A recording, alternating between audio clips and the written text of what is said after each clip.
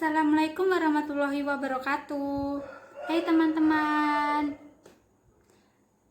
gimana kabar teman-teman? Mudah-mudahan semuanya diberikan kesehatan dan selalu dilindungi oleh Allah Subhanahu wa Ta'ala.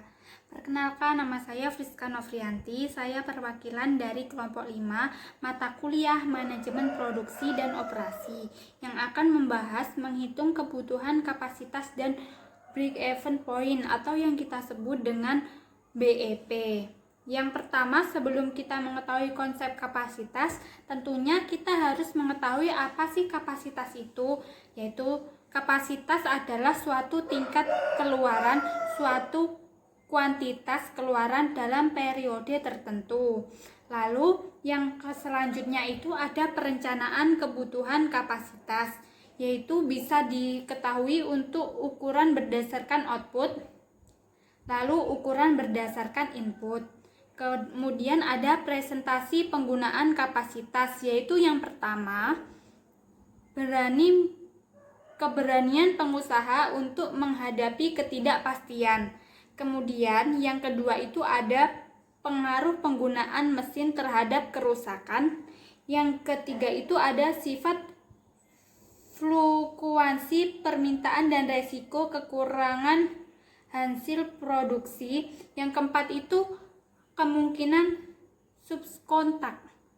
Lalu selanjutnya itu ada skala ekonomi dan skala non-ekonomi, yaitu skala ekonomi adalah penghematan biaya yang disebabkan karena penggunaan sumber daya skala besar atau produksi dengan cara massal.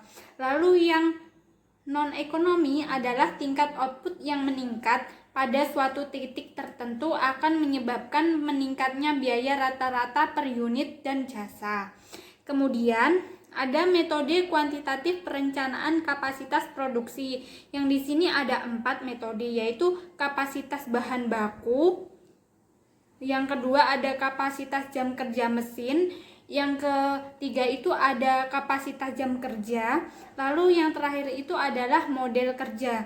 Lalu dari berbagai macam faktor tersebut diusahakan untuk memperoleh kombinasi jumlah dan jenis produksi yang akhirnya dapat menghasilkan keuntungan atau biaya minimum. Kemudian ada pengertian break-even point atau yang kita sebut sebagai BEP, yaitu posisi di mana perusahaan tidak memperoleh laba dan tidak menerima kerugian. BEP atau titik imbas sangat penting bagi manajemen untuk mengambil keputusan untuk menarik produk atau mengembangkan produk, atau untuk menutup anak perusahaan yang tidak menguntungkan. Lalu ada lagi asumsi dasar analisis break-even point atau BEP, yaitu satu-satunya faktor yang mempengaruhi biaya pengaruh volume itu ada manajer menggolongkan setiap biayanya, lalu ada beban dan pendapatan, lalu ada tingkat persediaan tidak akan berubah, lalu ada juga penjualan atas gabungan produk tidak akan berubah. Kemudian ada juga manfaat analisis BEP. Ini ada beberapa ya teman-teman analisisnya. Yang pertama itu ada alat perencanaan. Jadi BEP itu untuk sebagai alat perencanaan. Yang kedua itu ada memberikan informasi mengenai berbagai tingkat volume penjualan. Yang ketiga itu untuk mengetahui hubungan volume penjualan yang diproduksi. Lalu yang keempat itu ada untuk mengetahui jumlah penjualan minimum. Lalu yang kelima itu ada mengevaluasi laba dari perusahaan secara keseluruhan.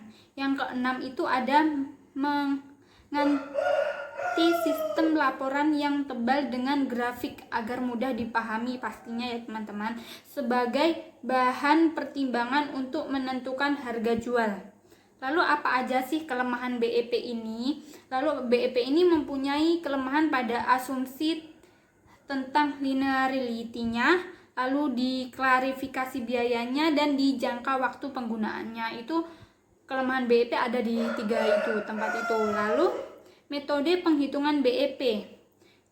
Metode penghitungan BEP itu umumnya dapat dihitung dengan 3 metode, yaitu metode persamaan, metode margin kontribusi dan metode grafis. Ketiga metode tersebut dapat dasarnya adalah pendekatan yang mempunyai hasil akhir yang sama. Ya, begitulah teman-teman hasil pemaparan materi dari saya. Kurang lebihnya mohon maaf. Mudah-mudahan bermanfaat untuk teman-teman semuanya. Wassalamualaikum warahmatullahi wabarakatuh.